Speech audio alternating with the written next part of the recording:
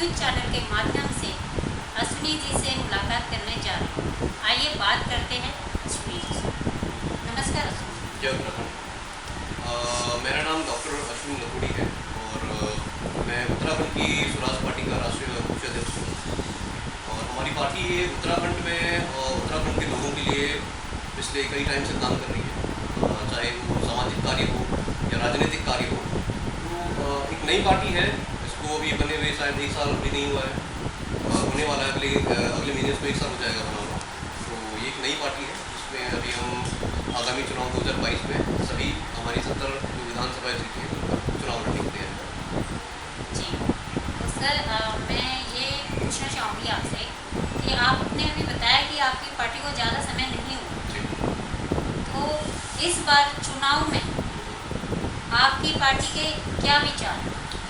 देखिए, विचार पार्टियों के अगर मैं आपको बताऊँ, पिछले अगर भाजपा और कांग्रेस की हम बात करें तो जो चुनावी मुद्दे हैं वो कभी अलग नहीं होते। आप चुनाव जो मुद्दे हैं वो हमेशा बराबर रहते हैं, चाहे शिक्षा हो, चाहे रोजगार हो, चाहे पलायन की बात हो, चाहे स्वास्थ्य की बात हो, चाहे किसी की बात हो, ये मुद्दे हमेशा एक जैसे ही रहते हैं। हमारे मुद्दे कुछ अलग नहीं हैं, हमारे मुद्दे भी यही हैं, पर हम इन मुद्दों पर काम करेंगे।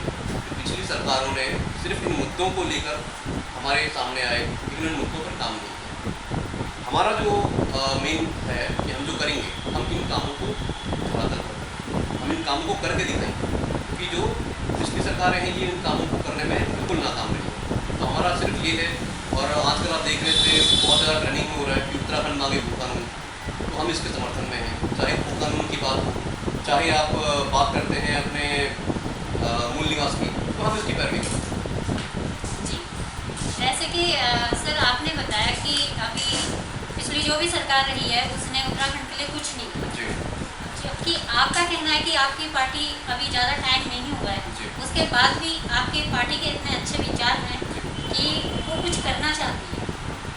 तो मैं यही पूछना चाहूँगी कि जब उत्तराखंड में चुनाव 2022 में चुनाव होंगे, तो उसमें अगर उत्तराखंड से आपको बहुमूल्य वोट मिल सकें, बेहतर वोट मिल सकें, तो उसके लिए आपकी पार्टी सबसे पहले, जब आपकी पार्टी आती है तो सबसे पहले कार्य आप क्या करेंगे उत्तराखंड में?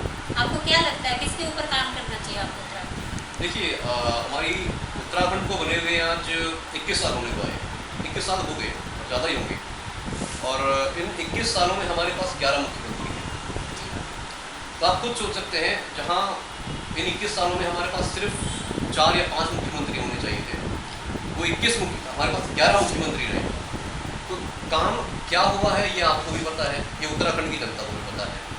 तो अगर आप बात कहते हैं कि अगर हमारी पार्टी आती है, सत्ता में हम आते हैं, तो हम पहला काम क्या करेंगे, तो ऐसा कुछ बहुत वो नहीं है कि पहला काम ये होगा, क्योंकि हमें जो काम करना है हमें बिल्कुल शुरुआत से काम करना पड़ेगा। 21 साल के उत्तराखंड में आज भी कुछ नहीं है, ना शिक्षा है, ना स्वास्थ्य है, ना रोजगार है, ना सरकार हमारी पलायन को रोकने में समर्थ हो पाई है। तो अगर देखा जाए तो मोटा मोटा कोई काम हुआ ही नहीं।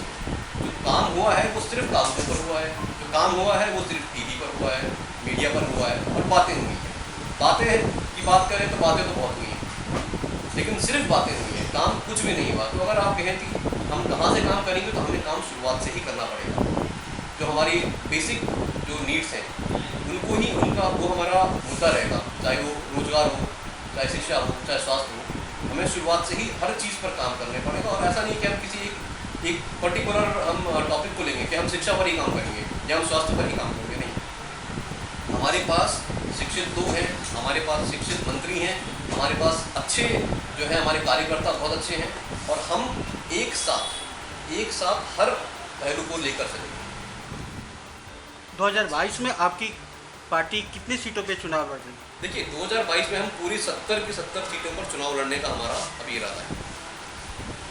सभी 70 विधानसभाओं पर हम अपने कैंडिडेट उतारेंगे। क्या आपको लगता है कि किसी और पार्टी से आपकी गठबंधन होने की संभावना? देखिए, गठबंधन की बात तो ये चुनाव के बाद देखेंगे, और ये पार्टी का हमारा फैसला रहेगा। जो मिलवार के हम जो फैसला लेंगे वो हमारे अध्यक्ष जी का फैसला होगा। जी सर, मैं आपसे ये पूछना चाहूँगी कि आपकी जो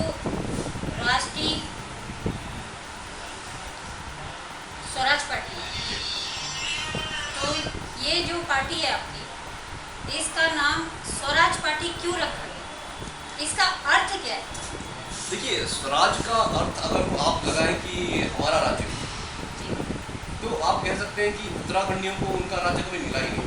उत्तराखंड क्रांति दल ने ज़रूर इसकी पैरवी की कि उत्तराखंडियों को उत्तराखंड मिले। उत्तराखंड मिल तो गया, लेकिन उत्तराखंड में उत्तराखंडी है कहाँ? उत्तराखंड में उत्तराखंडी है ही नहीं। जितने भी हैं या तो पलायन कर गए या फिर बाहर के लोग वहाँ कर बस गए।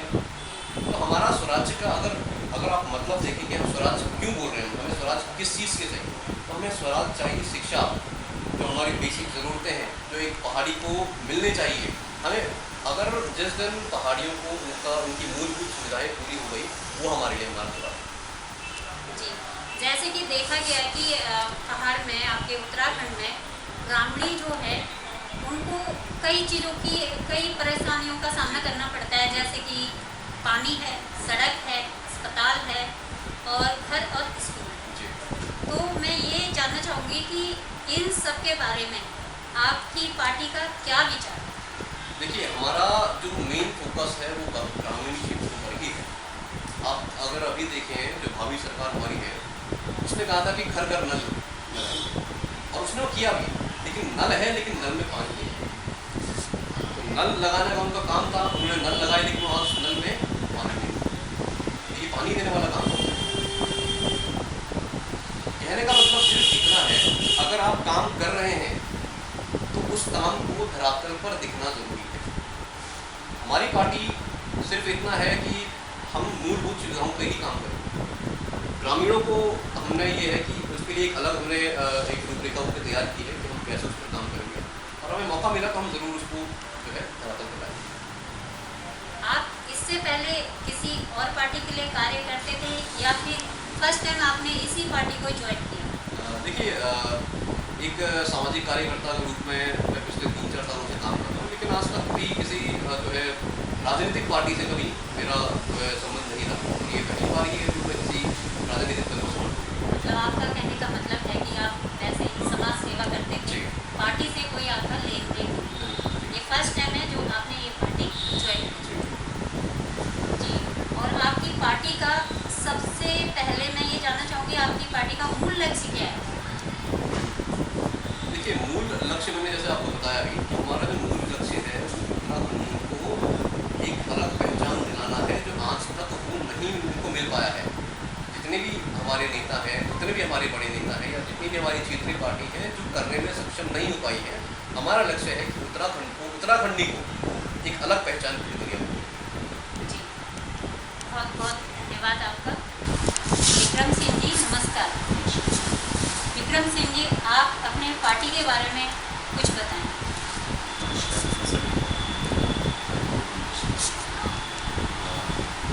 पार्टी में पीछे लोग रहते हैं। देखिए, अपने जो भी चुनाव है, उस चुनाव में काफ़ी लोग अपने एक जो है सब अपने कैंडिडेट खड़े हैं, तो हमने भी उसमें अपनी ताकत लगानी चाहिए।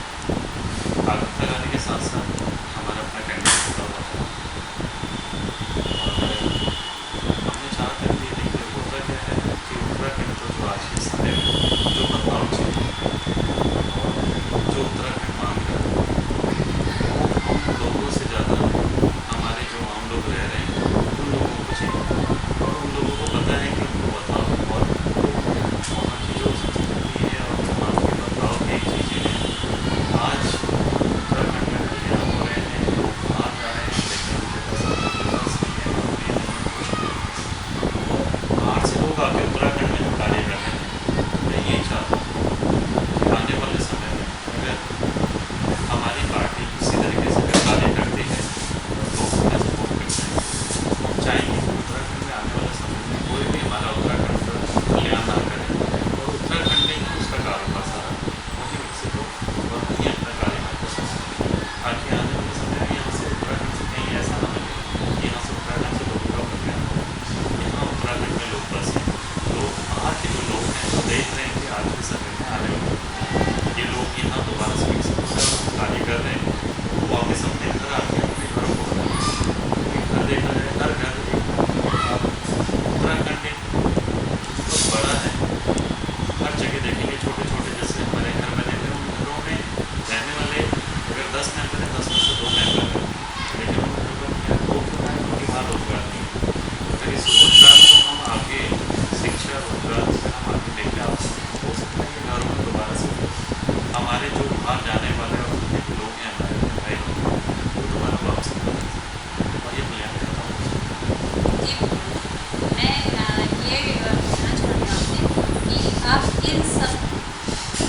शुरुआत यानी इन सबका दोषी किसे मानते हैं? क्या पिछली सरकार को मानते हैं, जिनकी वजह से पहाड़ के जितने भी लोग हैं वहाँ से बाहर आ रहे हैं, उन्हें वहाँ रोजगार नहीं मिल रहा? इसमें कमी किसकी रही है, कौन सी सरकार की? आरोप ये तो हमें शुरू से हम देख रहे हैं कि हम कर एक दूसरे की व्यापार देखते हैं, हम आज इसको आरोप लगाते हैं तो उसको हम ये देखना चाहते हैं कि उसको रास्ते को सुधारेगा। कहीं रास्ता खराब होता है उस रास्ते को सुधारने वाला और करने वाला कौन है? मैं बात कर रहा हूँ किसी भी पार्टी का नाम पार्टियाँ जाती हैं, बातें बोल के भी जाती हैं, करती भी है, होता कुछ नहीं, होता क्या कल्याण कार्य कुछ नहीं हो। मैं ये चाहता हूँ कि उस क्षेत्र में जो नहीं हो रहा उसको हम करें। और जो आरोपी हैं, सच्चाई जो आरोपी हैं सभी हमारे गाँव वाले उनसे परिचित हैं, चाहे वो बीजेपी हो या कांग्रेस, कोई भी पार्टी हो, सबसे परिचित है। मैं ये चाहता हूँ कि जो चीज़ें वो देख रहे हैं वो आगे ना हो, उस कार्य को संभालने के लिए जो करना चाहता है उसको आगे लेना है, ताकि गाँव से लोगों का कल्याण हो, गाँव दोबारा से विकसित हो, गाँव में रोजगार हो, दोबारा से लोग अपने गाँव को वापसी हो। यानी विक्रम जी, आपका कहना है कि आप दोष किसी भी पार्टी को नहीं देंगे और किसी भी सरकार को दोषी नहीं ठहराएंगे, सिर्फ आप यही कहना चाह रहे हैं कि आप करने पे विश्वास रखते हैं, कहने पे विश्वास नहीं करते। वही मैंने अभी आपको बताया कि 2 सालों की बातें तो हमेशा चलती रहती हैं। 5 साल एक पार्टी आती है, 5 साल बाद दूसरी पार्टी आती है। करने वाले कौन? हमारे अपने लोग। निर्णय लेने वाला कौन? हमारे अपने लोग। उसको कोई बाहर वाला बता के नहीं करा कि हम ये सोचें कि हमारे घर के बाहर वाला, हम अपने घर में जो भी कार्य करें वो हम ही कर रहे हैं, कोई बाहर का आके नहीं करता। अगर कोई दोष है तो हम उस दोष को सुधारेंगे तो हो सकता है ये जो 5-5 साल का जो खेला जा रहा है ये खत्म होकर आने वाले समय में जो चीज़ें हमें चाहिए वो चीज़ें हमारे को दोबारा से आ सकती हैं। जी, धन्यवाद विक्रम जी, आपने अपना इतना कीमती टाइम हमारे चैनल को